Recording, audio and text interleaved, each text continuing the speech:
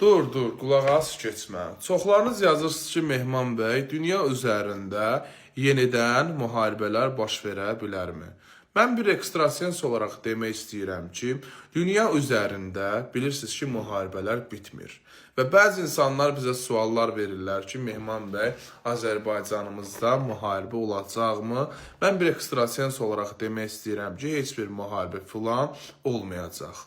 Allah Taala dövlətimizi, xalqımızı, ali baş komandanımızı qorusun. Və demək istəyirəm ki, dünya üzərində olan müharibələr Türkiyə və İsrail arasında müharibə baş verəcək. Müharibə nəticəsində İsrail və Türkiyə arasında böyük bir qarşıdurma baş verəcək. Bu haqda mən dəfələrlə proqnozlar vermişəm ki, Türkiyə və İsrail arasında müharibə baş verəcək. İsrail və İran arasında yenidən toqquşmalar olacaq.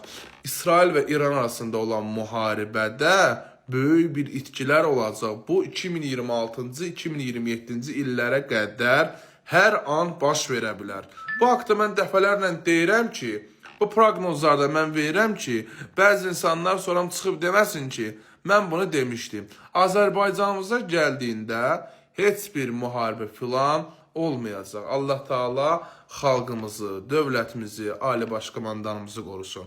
Və demək istəyirəm ki, narahat olmayın.